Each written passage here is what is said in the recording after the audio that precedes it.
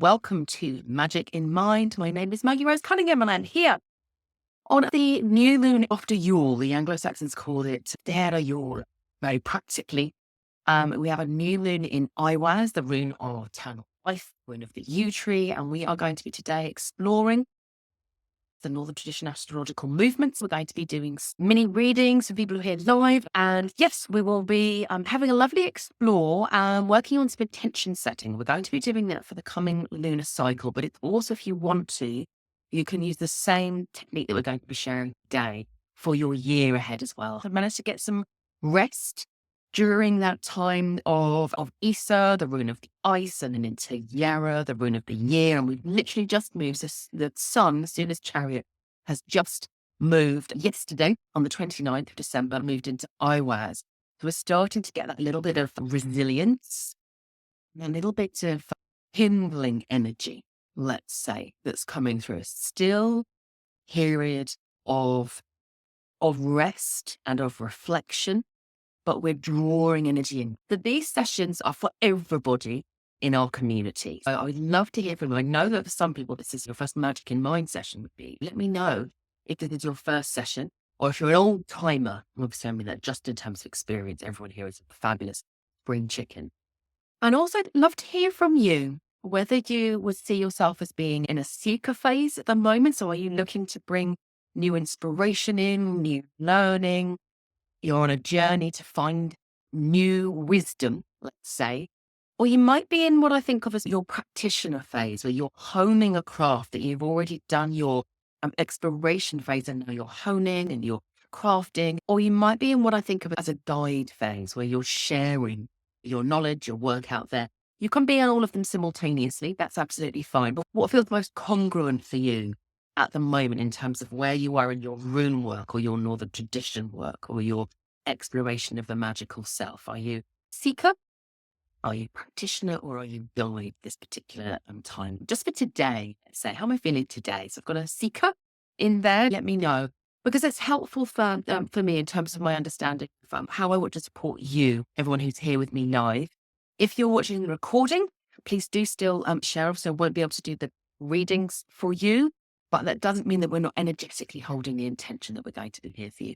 Always a seeker, often a practitioner, a little bit of all three. I like this. People are like, yeah, I'm going to be all three. I'm claiming all three. And that's really where most of us will be. You know, particularly if you have a growth mindset, you'll always be looking to say, what am I bringing in? What am I testing out? And what am I sharing at this point? I think it's first session for you, seeker at the moment. Okay. So what we're going to be doing is we are going to draw runes. I know some of you may have a rune already. We're going to do that later so that we can do some mini readings for you. And we're going to do this around setting intentions. And what I want to say is these sessions are spaces of sacred play, is the way that I think of it. A sacred play, which means that you can't get it wrong. You know? You can't sort of pull a rune and then you say, oh, this is what this means to me. And then somebody else says, no, that's not the correct meaning of the rune. That doesn't happen here. And what I offer to you in terms of the readings that I offer to you, those are their invitations. They're invitations working on the assumption that your magical self, in particular your seer, will hold on to the things that are important to you in this session and let go of the things that are like was maybe meant for somebody else. And the other thing to say is that this is a real space for curiosity. There's no question that's too small. Please do ask. Sometimes you might get a question and you think, oh, well, that's niggling for me, but I might know the answer. It might be that somebody else needs the answer to that question. So please do pop questions in the chat box as we're going through. So I want to share with you first of all some intention setting that I did earlier in the year. So I start my intention setting when I go on a planning retreat in November. And for me, November is when the old year starts to shed its skin and get ready to sort of release its energy. And the new year is sort of in seed form, starting to germinate and come through. It's this dance of the 2 years coming together. I've done it for 4 years, I want to say now, 3 or 4 years. We'll ask us to choose a word, let's say, a word for the year. Now, she very kindly this year, because of disruptive people like me, let us have not 2 words, which is what I've always ended up with, but 3 words. She said you can have 3 words that you want to hold as the energy that you want to invite in to your year. need to do that yet. It might be that something pops up for you straight away, but we're going to do a little bit of work so that you can feel into that in a moment. But the 3 words that I chose, and they sort of germinated through the course of the retreat. I set them at the beginning. Tiny little tweaks were done. I was energetically feeling into them. So my 3 words for 2025, from Samhain to Samhain, they are truth. I want that sense of truthful integrity, like really being fierce in my commitment to the things that are important to me and that I need to get done. Sometimes being tough with myself, truthful with myself. I want the energy of embodiment. So I'm hopefully going to be graduating after a year of training as an embodiment facilitator, already bringing that into my work at the moment. But it's not just about embodied practice in terms of like running sessions and doing embodied practice. It is about embodying that truth. So this should fit together. And the 3rd was abundance for me. It's abundance, ample time, space, energy, and all of those things I was feeling into. So you might start to sort of brew for yourself at this point what your 3 words might be. As I was feeling into them, obviously, I'm me. So I'm just like, oh yeah, I've got my 3 words and that's really great. What runes would I choose to hold this energy for myself is what I thought. And 3 runes jumped out for me straight away. So I had the Eihwaz rune. Where are my rune cards? Here are my rune cards. So I'll bring these up. I'm going to try to do this so that you can see the runes. So my Eihwaz rune was the one that came up for me for truth. Like immediately it was just there going, yes, I'm here. So here we go, the Eihwaz rune. You can see it's like that straight arrow. It's Seer, the guiding star. It's victory. It's that sense of letting go of the old in order to embody who you are today. All of those things came through. And then for embodiment, I got the Bacano rune. So the Eihwaz rune is the 1st rune in the 3rd family of runes. So they're quite complex runes because they blend. They're mature in the maturity of blending opposites. And the Eihwaz rune is often seen as being the divine masculine. And then the Bacano rune is the divine feminine. So here's our Bacano rune here. And really feeling the Bacano energy already coming through. It's for the spring. It's very strong in terms of our astrological movements. But for me, it was because it does speak of the earth and of the feminine in terms of the body, but it's also the hide, the energetic body as well. And that bringing of everything together. So I chose my Bacano rune. And then for abundance, I was like, oh, the first rune that came, it just came to my mind was Feyú. I was like, okay, I'm definitely going to have Feyú. That's not a problem at all. It's luck, life force, energy with my Feyú rune. So I was like, okay, in terms of my journaling and my planning, I can create a bind rune. I can blend those 3 runes together as a bind rune and I can use them to hold that energy for me and to revisit it and to have it on my desk and say, Maggie, are you in truth? Are you embodying that truth? And are you inviting in abundance? I can have those as intentions through the course of the year. So we're going to be doing something similar for you. And I'm going to give you some options when we do that. So I am going to invite you to choose a theme for yourself.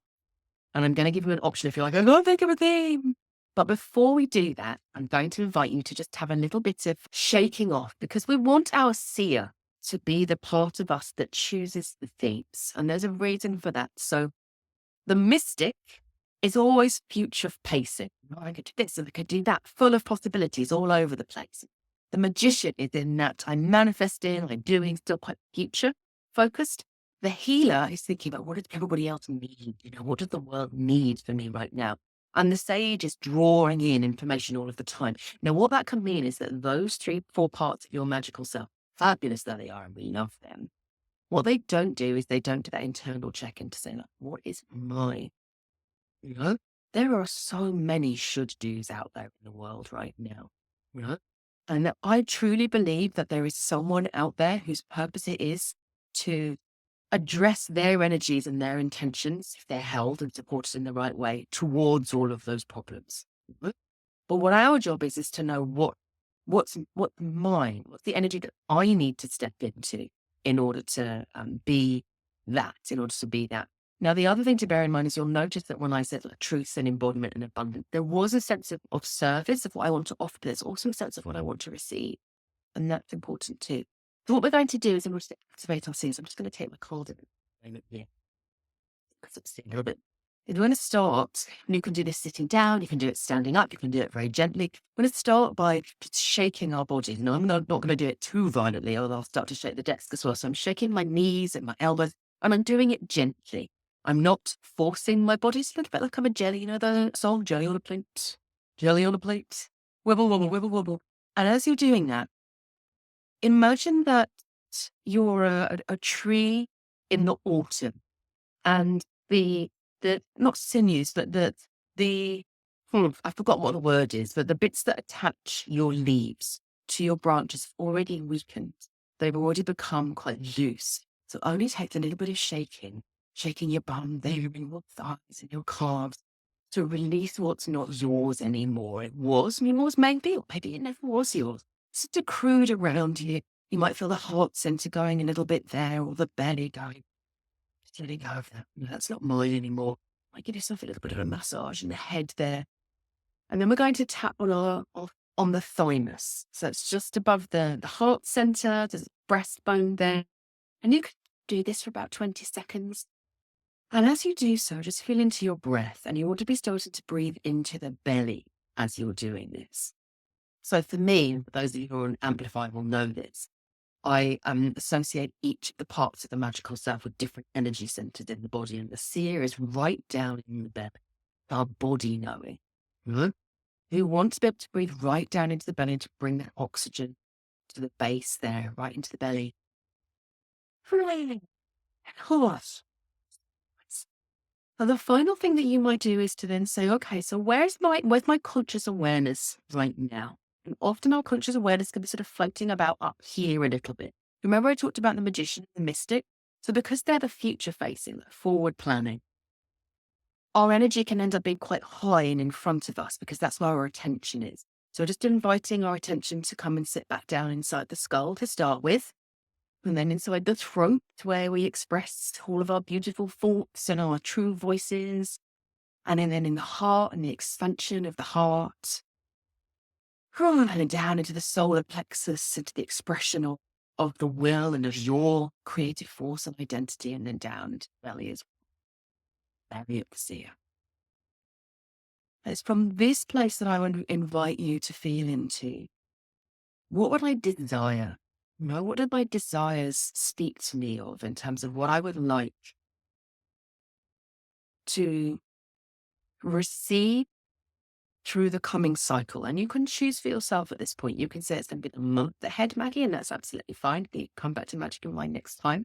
And we'll do something not quite the same thing as we're doing today, but we'll do some similar things in terms of intention setting. Or if you want to and it feels good, you can set that for the year ahead. Remember, this is sacred play. So you might choose one word and go, oh, that feels quite nice. And I'm going to play with that today. And then you might choose another couple later. I wouldn't suggest doing more than 3, really, because then that sort of dissipates your energy. A little bit of a play. And if a word comes to you and you think, oh, yes, this is what I'd like to invite in, share it in the chunks. Have a little bit of a share of what it is that you would like to invite in for your year ahead or for your month ahead. No problem whatsoever.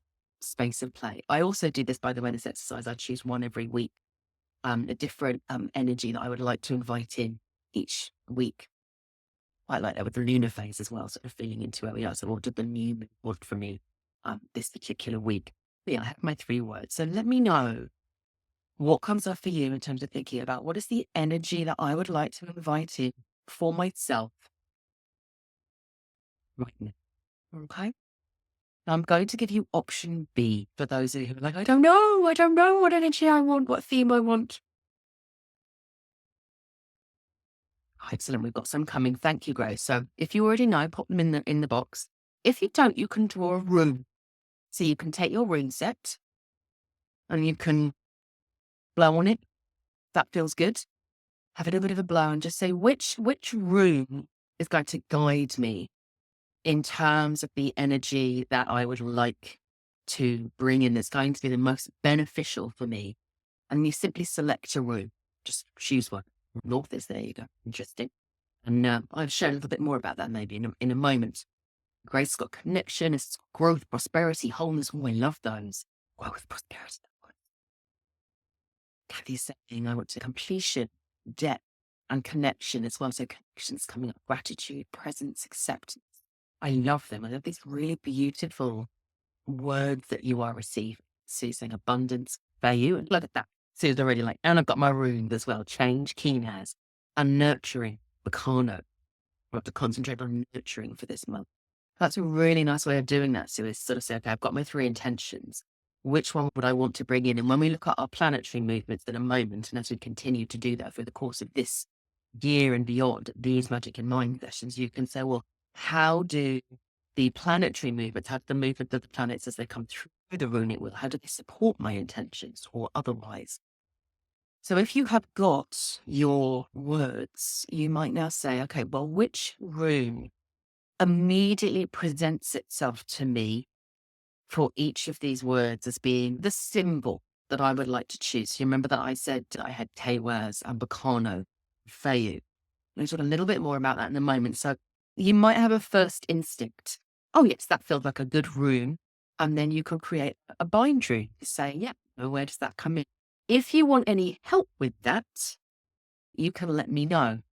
So, Nikki, you've got desire, you've got northers, healing, you've got Suelo and strength. Don't know what rune. There you go. If you would like, just say, I'd like a bit of help, in the chat. Just say, I've got a word and I'm not sure which rune, but ask for it because we're not going to offer them to you if you're just like, actually, I want to go away and I want to feel into this. But if you would like some suggestions for one of your words, put your word in it and say rune suggestions, please. And we'll put those in and we'll find some nice runes for you. And Nikki says, I'd like a little bit of help, please. Okay, so with your strength, Nikki, the rune that came to me straight away was Uruz, and we've got the full moon in Uruz coming up. So that's that real, the aurochs is quite a tenacious strength, a sort of coaching strength. But interestingly, you've got Eihwaz as well, which is very powerful too at the moment, which is more like the star. So it's a supportive, it's very much the spine, that energy of the spine. So there's a poise with the Eihwaz rune. The aurochs is more connected in with the earth in many ways. The Eihwaz rune has got that poise to it. Now I'm going to come back because I can see that other people have put some bits in as well. What I found was with my words was that truth was immediately Eihwaz, absolutely no problem, there. And embodiment was the same. It was Bacano. When I got to abundance and I drew Feyu to start with, I drew Feyu and I was like, okay, no, that makes sense. And then the more that I felt into it, the more I was like, oh, but what type of abundance do I actually want in my life? I said, well, I might want creative abundance, and then that would be Keenaz. Or I might want health abundance, and then that might be runes. And I realized that through the course of this year, while I might have my 3 symbol runes that hold the intention for me, and you can ask them and you can just ask them to hold the intention for me, it might be that in terms of the words that you have chosen, that different runes present themselves as supportive rune. And this is why I said for you, Nikki, that you could choose a rune to be your container rune that holds that intention for you. It says, I am inviting in strength through the course of this year. But you could also look as we go through the cycle for runes that feel very congruent and very aligned with that intention of strength and give you access to different forms of strength. So I've already mentioned that we've got the sun in Eihwaz and the new moon in Eihwaz at the moment. Eihwaz is a really powerful rune to work with the spine in particular, and that strength of the body. And then Uruz with the full moon starts to bring the shoulders in a bit more, and that's sort of pushing forward energy a little bit more. So you can actually play with that and say, because all of the runes potentially can offer nuance, like subtle nuances for your theme. So this is why when I called Northwards, for example, I was like, oh, interesting. So in terms of thinking about abundance, for me, the Northwards rune then comes forward and says, how are you going to start creating space for that abundance to come through? By really focusing in on what it is that you need at this point, what feel like those really important points, like radical self-care that's going to be really replenishing and nurturing. And how are you going to create space then for that abundance to come through is what the Northwards rune immediately whispered to me. So you can choose your runes that will say, well, I'm going to hold the intention for you through the course of the year, through the month, but you can also say, what else comes in for me? Kathy, you've got, I'd like help with my words, completion, depth, and connection. Completion for me immediately, sort of instinctively, came through as Yera. It was the turning of summer and winter. And that sort of, that was my first instinct thought. The other runes that you might look out for through the course of the year would be æfterra at the end of the cycle. Dark can be completion, but it's almost an opening into new beginnings at the same time. So I would tend to use æfterra in terms of that claiming completion. So you might say, oh, Yera to support me in completing as I move forward, and then æfterra in those points of celebration. We need those points of celebration to say, yes, I have actually completed that, to celebrate. You might think about it as a little bit like your symbol there with completion. Depth is a really interesting one. I'm feeling Largus. I'm feeling Perthro, but and Perthro was coming up as well. So Perthro is quite strong in the month ahead. And Eihwaz again. If you think about Eihwaz, let me get the cards so people who don't know the runes, so that then sort of we're here for our seekers. Oh no, I'm just starting out with the runes. The Eihwaz rune I've already mentioned. It represents the yew tree. It represents strength. It represents eternal light. It represents the staff that supports the wanderers. They're traveling, hiding from me. And it looks like it's a vertical line with two flicks, one flicking up and one flicking down. Here we go. So here's our Eihwaz rune. And you can see it as being like the tree. So you've got the branches reaching upwards, but then you've got the roots reaching down. And that's what I'm feeling there, Kathy, in terms of depth, would be at this point, if you're looking to say, okay, so my completion, you could choose one of the runes that I've offered to you to say that's going to be my symbol rune. And then you would look for other runes that come through the wheel. So what can this rune teach me about completion? It reminds me of, in my YouTube meditation, I'm fairly certain this is correct, apologies if I'm wrong, but in my YouTube meditation for Eihwaz, we go inside an yew tree, and experience that feeling of the yew tree. Some yew trees, they get so ancient, they're so old that they rot on the inside. They're still living, but they become hollow. And sometimes a little baby yew tree, a daughter yew tree, can grow inside the shell of the old yew tree. And then sort of feeling a little bit, Kathy, like it's almost that beautiful space of the old yew tree feeling like it's completed the biological imperative sort of mission necessity, the soul contract things, they've been done. And then I get to say, and what does my completion look like? There's an expansiveness that comes there. How am I saying completion? We're talking about depth, but it's that rooting down that allows the completion to fully bear its fruit, is the sense that I get. And it feels to me as if the connection is also coming in with that sense of the mother and the daughter tree. So I would say for you, for connection, Eihwaz comes through so strongly for me. Like, the Grace has said, Eihwaz is that she's choosing as well. And you had connection, didn't you?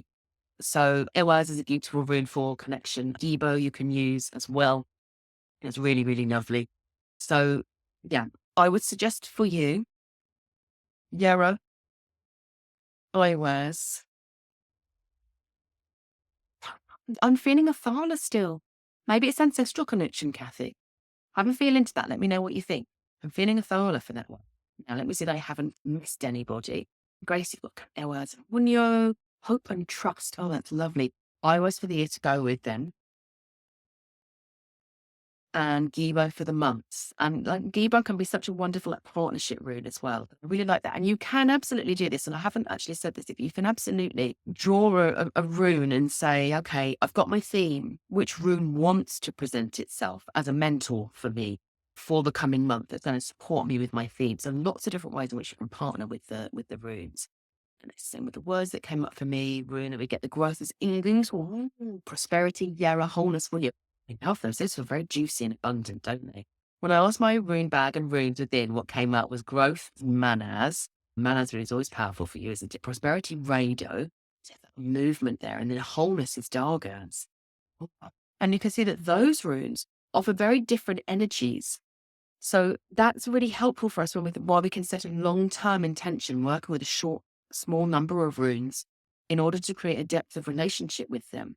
But we can work with other runes through the cycle to offer initiations and new perspectives for us. So we're going to look at the planetary movements, and then I'm going to invite people after that to share one of your runes, and we'll do a mini reading for one of the runes that you want to after this point.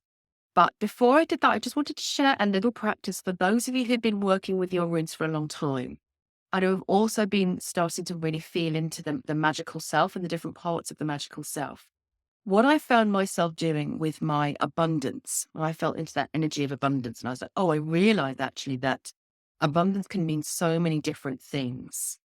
What is it that I want to receive? I realized that actually maybe I want to receive different forms of abundance through the course of the year. And I can then draw runes and say, which rune do I need to work with to invite that abundance in through the course of this particular cycle? Feel the rune, and you'll know how to do this for, if you've been on Awaken with me before, you'll know how to channel the energy of the rune into the body and to chant it into the body. So you could put your hands over the belly, for example, to sort of really invoke that energy of the seer. And when I did this, and I was like, oh, no, where is the energy for me? And Largus came through so strongly for me. And I realized that Largus held within it the energy of truth as well for my seer. So I was like, oh, so there's going to be abundance with Largus, but it's also going to give me some initiations to my other words too. So you can do the same. You can do the solar plexus and the heart and the throat and the third eye as well. To sort of feel like, are there different parts of my body that resonate with these runes that might say to me, oh, this one, if I'm feeling strength and I'm working with the Uruz, when I place my hand over this energy center and I intone Uruz, I feel it within my body. Does it feel really strong and powerful? Does it feel disconnected in some ways? It's a great way to start on your self-healing practice. Start working with your Galdra and your voice, and to do some of the energy, remembering that the runes are energetic forms as well as wisdom keepers. So we can work with the meanings of the runes. Okay, how does Largus invite abundance in through? I love my gardening with such a passion. It connects me so much with earth magics that it would totally be the right thing for me to do for abundance. But I can also work with Largus and clear blocks that might be stopping that abundance from coming through as well. So you can activate the energies of the runes in very different ways when you draw them, and you can work them through the course of the year with just a single theme. Choose a single theme to work with. Sue, I think it was, wasn't it, who was saying, I'm going to work with them. Apologies if it wasn't Sue, but I think it was, who was saying she's going to activate one of those themes through. Yes, it was. So you want to concentrate on nurturing for this month. I can really feel like Bacano as being a gateway there, that then Kinas and Fayu also come in and offer nurturing energy as well. But it's that sort of Bacano rune first, and then that offers the abundance, and then you've got the energy to make that change happen. I can really feel that happening. So we can work with our runes individually and with a single theme, and then we can work in partnership as well. So let me tell you a bit about the planetary movements for this coming month. So I've already said that Eihwaz is particularly powerful, and we're going to find through the course of this year that there are a number of months where the sun and the moon align. And that does not always happen by any means, that we have a new moon matching where the sun is at that time, or a full moon matching where the sun is at that particular time. We do create these very, very powerful energies. And the energy that I'm feeling for Eihwaz is this support. It's all of those different things around what support do I need right now. It's one of the reasons why I was like, okay, so for this particular session, I'm going to invite people to set their intentions first and to bring their intentions into the, well, how can I work with the runes to partner with me and to offer their support? Because Eihwaz is saying, support, that's the thing at this point. If you're interested in the planetary movement and looking at that in more depth, you'll want to go to your Lunar Star Wheel membership. And there's a video, it's about 50 minutes, where I take you through all of the planetary movements and working with them. So it's just a little bit of an overview. So we've got our Eihwaz rune, and then we have got our Uruz rune on the full moon, so a full moon in Uruz. And for me, this is very much about earth connection. It's very much about connection with nature. It's still resonating with that energy of support. If you need healing, the full moon in Uruz is going to be really, really powerful full moon to work with for healing. And then we have Odin's Chariot and Frigg's Chariot. They're hanging out with the sun, which is what they do. So at this particular point, Frigg, her chariot is an advance. So she's the advanced party. So she is in many ways leading the way, and she's going to take us by the end of this lunar cycle all the way into Kano, which starts to initiate a really powerful period of time through the coming 2 lunar cycles of working with the divine feminine. That the moment the divine feminine personified by Frigg is in the lead. And Odin is behind the sun because he's just been in retrograde or on retreat. He's playing catch up. So although he actually he cycles through the planets faster than Frigg does, he goes on retreat 3 times every year. Then he goes, yes, and then he goes, oh, I'm back again now. So he's sort of, veering backwards and forwards, like 2 little racing cars, let's say, on either side of Suna's chariot. Really powerful for us in terms of the Frigg, very much around social relationships. Working with those social relationships. So we can be thinking about the guide runes. So she's already in the space of the guide runes. Eihwaz, then Perthro, like bringing in the Nornis and Wello, bringing in the guidance of the sun and the navigator, and then all the way into Eihwaz with the arrow moving forward in the right direction. And she's offering that sense of guidance to us. Whereas Odin has come out of Issa and he's moving through ģēola at this point, and then he's moving into North. So he's sort of gearing up for more of a wandering and asking for advice. So he goes to the Nornir. When he moves into Perthro, he goes to the Nornir and he asks for advice and guidance from them every day. Now, I'm not going to talk a huge amount about this because it's a big topic in its own right, but I think it's important and I wanted to mention it. Let me know if this resonates with you. I have felt more and more through the last years that this period of time, or I should say like the last decades, certainly all through my lifetime and before that, have been a time of resurgence and feminine for a connection with the earth, for an embracing of goddess energy in particular. In the Western world, it's a real sort of fascination with goddess energy and a growth and a burgeoning of the goddess energy. And all of the movements that have come with it, sort of women's empowerment through the course of the last century, I suppose, really. I've had many conversations through that period of time with clients who self-identify as male or resonate with masculine energy as well. Said, I feel alone. I feel as if there isn't a place of initiation. There isn't a model of the divine masculine that meets my needs at this point. That is more than this, perhaps like a sort of 2-dimensional version of masculinity that's very dominant in our society. And that there needs to be more of a diversification of what is available for the masculine. In a way that the feminine seems to have managed a little bit more. If you think about Freya and everything that she embodies and all of the different types of goddesses that are there, we tend to still talk about the masculine as being something this is the masculine, which is just not true, and there are so many amazing like masculine deities out there to work with. And I do feel as if the masculine is saying at this point that it's requiring a rebirthing, and that the feminine had to come first because what rebirth stuff if not the feminine? So I wanted to bring that in because I can feel that quite strongly at this time, and I'd be really interested to know your views on that. It's a theme that I think is ongoing and recurring at the moment and will continue to do so. But yeah, I can feel it quite strongly. So let me know your thoughts on that.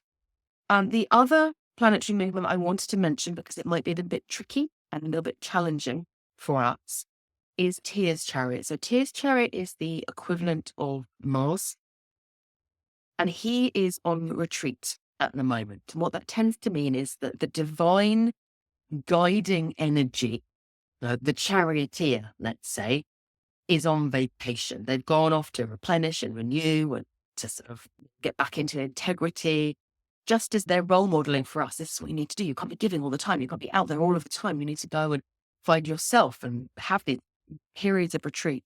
But it means that the directing energy is not there for us. So it can feel quite challenging for us because, we can call on Seer and then we're like, oh, I feel all of this energy. I want to move forward, but I'm being thwarted in all directions. And all of the shadow side of the chariot can come forward during that time. So Seer is in Uruz at the moment in that space of thinking about health, thinking about our basic needs, thinking about our relationship with home and land. And there might be that we're feeling a little bit of a sense of not feeling totally safe or grounded in this period of time because Seer is not there. And so the shadow of our relationship with, think about it as being that the warrior or the active principle, because warrior can be a bit of a loaded term card. The active principle, the doing self is wanting to do, but it doesn't have, if you think about like somebody starting a race and they start with what are they called? Their feet have the backstop, is it called? It's not called the backstop, but you know what I mean. And then you have, because you need to have something to push away from. Sort of, it's not there, so I'm flailing. I'm trying to move forward, but I'm flailing a little bit. And I'm feeling that sense of unease or disquiet somehow. And then Seer is going to regress even further. So he's going to move out of Uruz back into Feyu, because he's going backwards, back into Feyu. And that can bring up challenges around money, wealth, feelings of abundance. And again, it brings the shadow. So it brings the fear. So fears that we might have around lack, around financial pressures are going to be stronger. So I wanted to mention that because it's not easy. I'm not going to pretend it's easy. And it's not that the struggles aren't real, because they absolutely are real. However you are able to, and be kind with yourself on this. Use these periods of retreat to say, what is it that I need to tackle? Where is this something where the fear isn't helping me to take action on this front, to do what I need to do? Work on that. Seer he's in absence.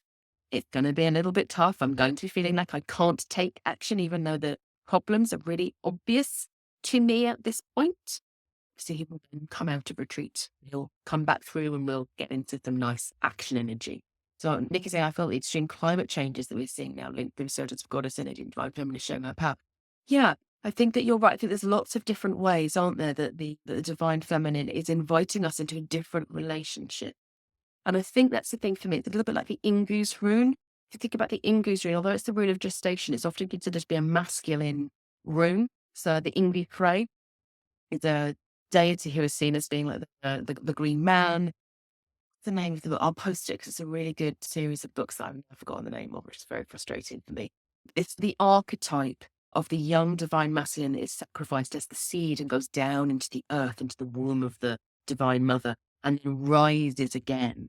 Sort of feeling that quite strongly at the moment. It was Uruz Chariot, or says in Inguz. So that sense of the rebirthing of the masculine at this point. So just look out for it. See, how is that going to present itself to me at this time? Okay, so you have had a little bit of a go with your runes. So I would absolutely be very up for doing some readings for those of you who are here with me on one of the runes that you've worked with. Have a little bit of a feel into the energies that might be available to you through the course of the month. So please do go ahead and choose a rune, share it in the chat box, and I will do a little bit of a reading for you. Then we've got Swan has come forward with Bacano. So Bacano possibly on its side points upwards.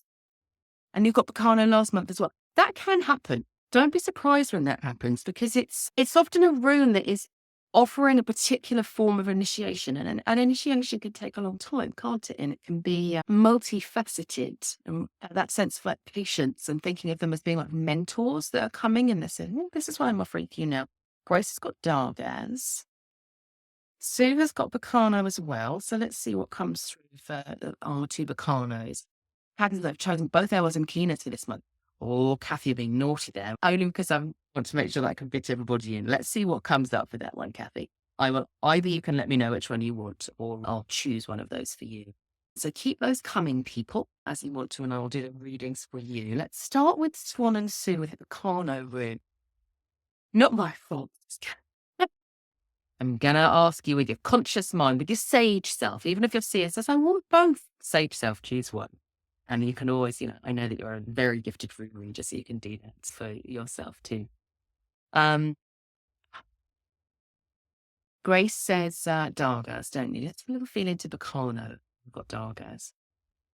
So there is a difference with the runes in terms of when they come. I don't work with, when you come with me on Awaken, we look at Merc staves, which would be so in lots of books that you get on rune readings, they'll say, okay, this is the bright stave or the upright stave, whatever you want to call it. And this is the Merc stave with it actually, like upside down. Now, this works for tarot as long as you're doing spreads, because the cards you can normally see, obviously these are squares, but normally they're rectangular. So they're either upright or they're face down. With the runes, see, I've got cards here, but if you're working with your runes and they might be round, they can fall in any direction that they want to. And as you start to do readings and they start to speak to each other, and we get very nuanced readings depending on the position that they're in. So what I tend to do is I will sort of look visually at the rune and answer, what's it speaking to me? How is it speaking to me today? So with Vakaya, when we've got Sue, I don't know why the energy of the swan is coming forward really strongly, Sue. Kono isn't necessarily normally associated with the swan. So I'm wondering why that is. I'm thinking about the pair of swans that glide peacefully upon the well of weird. And there's something about that sort of generative energy with the Bacano, in that sense of two beings coming together. Here we go, there's Bacano. I feel as if it's about adaptation. So I'm going to say, so the two swans on the well of weird are said to have grown white because they come and they swim within the waters of weird, which is said to be silver white. In the story that I channeled for, she shared that her mother had said to her that swans were originally bluish grey. No idea what colour they were, but that's what she said. And then they went on the waters of weird and they turned white. And so for me, Bacano is, well, it is a rune of camouflage and adaptation. It's often said to be Loki's rune. It speaks of the leaves on the trees, like the birch trees in particular, as they move into spring and they change their shape in many ways, don't they? And they become hidden. The stark, naked white of the silver birch tree becomes that green, abundant energy, and very shimmering and ephemeral in that sense. It speaks to me about the ability of the feminine to shift, literally to shapeshift, and not just to shapeshift yourself, but to shift the environment around you to meet the needs of others. It's recognizing, I think, that shapeshifting, we often think about it very specifically as being a person who shapeshifts to journey. They will take on the energy of their fetch or their filia, their personal power animal, and they'll journey through the worlds in that form. We can often think about it in that way. But shapeshifting to me is much broader than that, in terms of literally the shape-shifting of our bodies. But for the course of our lives, our bodies change physically, but also our clothing, what we choose to wear, often considered by the Norse in particular to be like the second skin, the social identity that we take on through our clothes, but also in terms of the spaces that we shape around us. So there's a claiming of power there, I feel, for you, Sue. Now, with swan, if we've got them pointed upwards, it means that Bacano is lying down. And it feels to me like a barrow. That's what the sense is for me. So there's a real ancestral energy there, an earthy, ancestral energy of the deep earth and recovering power from the deep earth is the sense that I'm getting with this. I've mentioned that the groundedness, the earth energy is very available to us with the Eihwaz rune. It does feel like a power retrieval process of calling in the energy of the earth that before it's in spring. So not that abundant giving energy. It's that sort of implacable, don't mess with me. No, we're talking about Mother Nature like asserting herself and the divine feminine asserting herself. It's a bit like sort of saying everything will return to me. There's a claiming there of power within that, and recognizing that all of us, all human beings, have access to the many facets of the divine feminine. And this is a facet of the divine feminine of the deep earth that we do not mess with, that has the energy of the bone and the cold and the stone, of flint, that we make our blade from, that cuts the thread, the end of lives. It's not that crow energy of like the Morrigan. I'm talking Celtic now, but that sort of Gaul type energy as well. It's not the sort of feathered woman. the deep earth woman who actually exists and enjoys that space of the earth. No, I'm not here to support anybody else's journey. I'm here for me. That power there, Swan, for you. Grace, you've got Dargaz.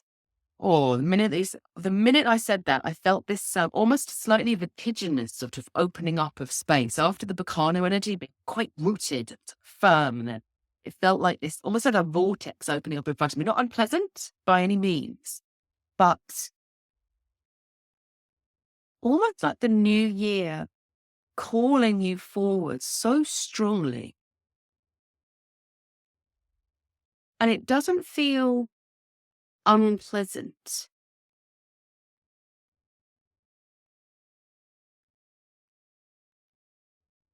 It is that carrying of the staff as you pass through the Dargaz room that I think is important there, Grace. I know it sounds ridiculous, but any of you who have ever seen the Muppet Christmas Carol? I love the Muppet Christmas Carol. There's the third spirit in the Muppet Christmas Carol is huge, like very tall being, and a big vortex opens up, and the spirit of Christmas yet to come and Scrooge, they pass through this vortex, and the spirit has a big star, and then he puts his arm around Scrooge. I think he's got a staff. Has he got a staff? Well, I'm seeing it. And there's something about if you are guiding others through that portal, which I think was coming here via the Muppet Christmas Carol, I'm going to be honest, Grace, is when you are acting like that, when you are the guide, and this guide is taking Scrooge on a journey that Scrooge doesn't necessarily want to go on, quite hard, quite challenging, an absolutely essential initiatory process for Scrooge. Otherwise, he's not going to have salvation, he's not going to enjoy Christmas and all of these things. So it's necessary, but it's a journey into fear. And the spirit is much taller than Scrooge. Scrooge seems quite childlike next to that spirit. And the spirit has the staff, which in turn support them. And that's what I'm seeing. It's sort of that recognition that you're totally ready to guide people through that portal. Just making sure that you are bringing everything that you need with you when you do that, and not letting anyone diminish that calling is the sense that I'm getting with the Dargaz rune there. Okay. Kathy, I'm feeling the Eihwaz rune. I wonder whether the Kinaz rune will speak, but I think it's partially because of the swans, it's partially because of that guide energy that we've had with Grace. I always think that these things come in for a reason. They come in the particular form that they do.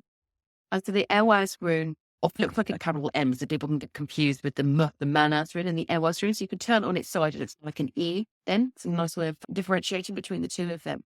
And it is the rune of partnership. I'm just looking at it, Kathy, because I know that you didn't say that it was brought on its side, but because of the Kinaz rune, I'm sort of seeing it's being turned that way. And it's becoming like a little hungry bird, wanting to be fed. And I'm trying to feel into whether that's a good thing or a bad thing for you, Kathy. There is a sense of the mama bird coming and feeding the little baby bird. The baby bird's getting stronger, and there are mama birds going, oh, it's going to come a point when my baby's going to fly free, and then I'll be free to do what I want to do again. But there is a hungriness that comes with this. And I think to me, it is about recognizing that the partnerships that you want now are the partnerships where neither party is taking on the role of mama and baby. That hunger isn't what we need or want. We want the two people standing next to each other with sort of holding hands, the way that I see it with the Eihwaz rune. And carrying the creative energy between them as if they're creating like a basket or something like between them that holds that creative energy. So it's not a one party provides and the other consumes. And I'm wondering whether that's why Kinaz came through, is to sort of talk about different forms of creative partnership that can be really powerful for you And just that feeling of, oh, is this the baby bird energy of sort of about the hungry mouth? Oh, cheep, cheep, cheep, cheep. I want more, I want more, I want more. Or is this the, I want to walk with you and stand beside you and create with you? That I think it's like looking for that partnership. There might be something else there, Kathy, but I'm going to keep on feeling into it because it might be a bit of a slow burn, that one. So maybe we'll catch up in mastery on that one because it feels important. And yeah, the fact they showed up for you there. Esther, you've got Eihwaz. So, oh, hold on, because Nikki's got Eihwaz as well. Okay, let's stick with the Eihwaz rune and then we'll come on to Eihwaz. And then we've got Isa. So we've got 2 more after this. Okay, so I'm hearing the galloping of horses for this one. This is a different type of partnership. This is 2 horses that are running free. And it's that sense of there's no reins, there's no rider, there's no guiding force, but they're keeping pace with each other because they're in rhythm with each other, because they are enjoying the moment together. It's a little bit like people who dance together and they're not touching. And yet there's almost an energy field that's created between them. Like I feel something similar there with Kathy and that partnership energy, but different because these 2 horses are galloping free and their manes are going back and they're in the wind and the rain is on them. It's that sense of deep and profound joy in being present in the moment and having yourself be not even witnessed because you're doing it together, but there's no weight. We get with the Gibo rune, there's always a weight. And with the Kathy's, when we're talking about the 2 people that are holding the basket together and creating the creative energy there, the creative energy for you at this point, Nikki, is the creation of the energy itself. There's no keynote shaping final product that's outside of you. The product is your pleasure, your ecstasy in that moment and enjoying that with others. That is the energy that I would say sort of really feeling to. I can't remember now what you said your intention words were other than strength. I know you had strength, but I'm wondering what the other ones were. It might harken back to them. Oh, you had Eihwaz, didn't you? Supporting. Uruz and I was supporting rune. A bit later. But yes, I think that's important for you. Eihwaz and Uruz can be quite heavy runes. Talk a lot about strength and pushing through. And I think the Eihwaz rune is coming and saying, oh, there you go, desire and healing. So I think that the Eihwaz rune is really important for you in terms of that desire. It's very easy to imagine that the desire rune is the Northeast rune. And remember that I have said that all of the runes can teach on these themes. I would feel into the Eihwaz rune and that desire there. And maybe there's a healing piece there as well. So yeah, it's the horses running in that real sense of delight and freedom and the earth sort of supporting you so much that you can sort of hurl yourself forward into the future. And then we have got Esther with her Eihwaz rune. I'm really feeling that poise there.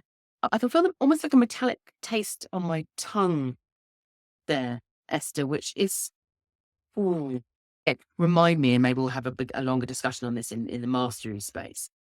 I've been doing a lot of work on armor, on weapons and armor in Viking societies, in Anglo-Saxon societies, because it's a space of discomfort for me, which you might have picked up when I talk about warrior, because there's so many associations with weapons and warrior and things that are not what I really want to bring into my space. But obviously it's a really important aspect of our ancestors' history. So here we've got our Eihwaz rune.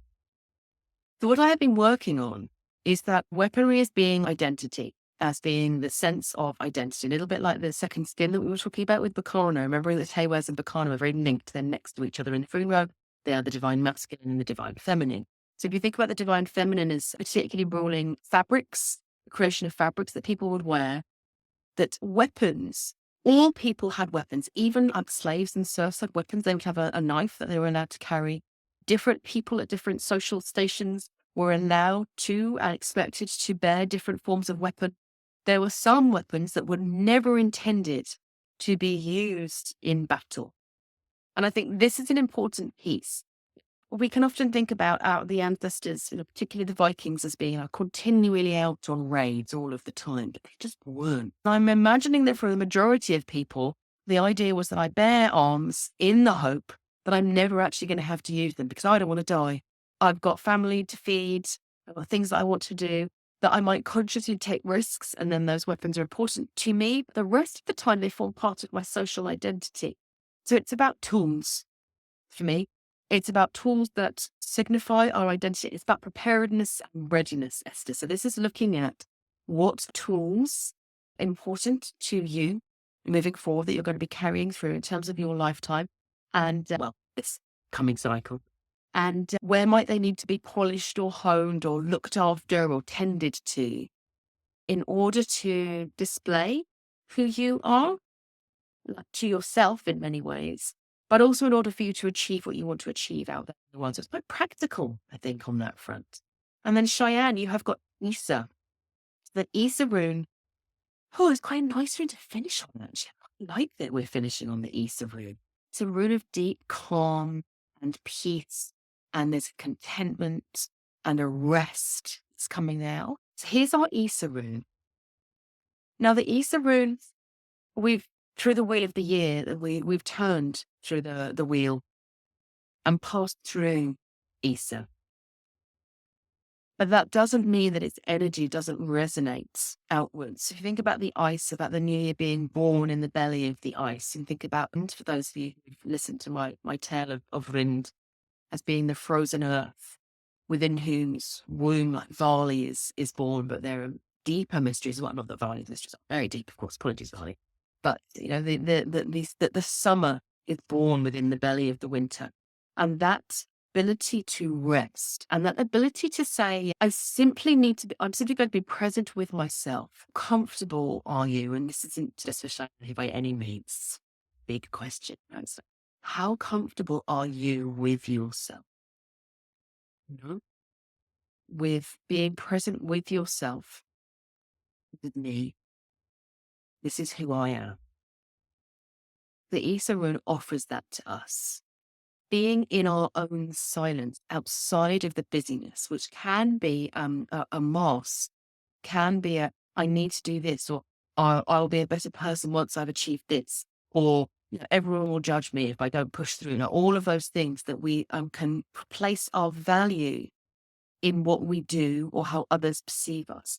And Isa brings us back into ourselves and invites us into that space of the divine feminine again. Perhaps we might see it as that place where we need to do nothing in order to take up space in the universe. You are part of the great design.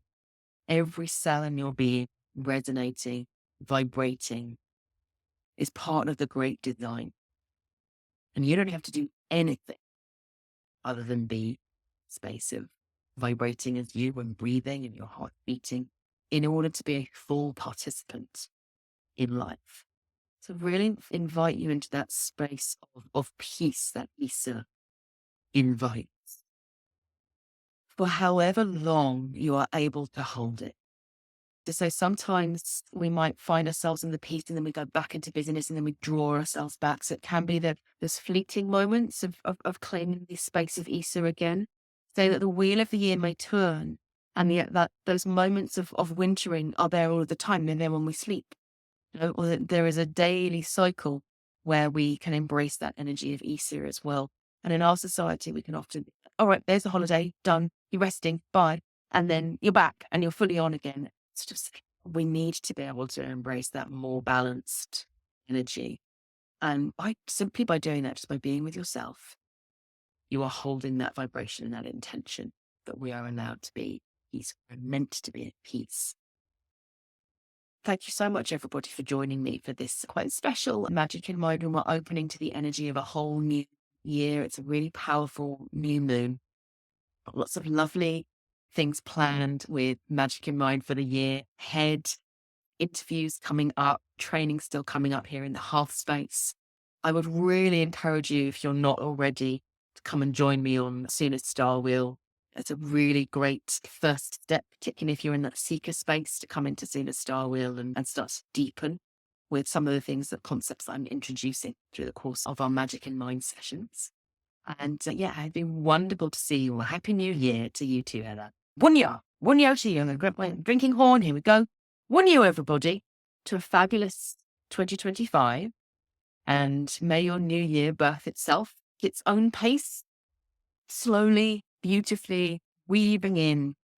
And I look forward to seeing you all very, very soon. Lots of love to everybody, whether you have joined me live or whether you have been watching via recording, in which case do into the comments and say, I've been here and what you have enjoyed, what's landed with you.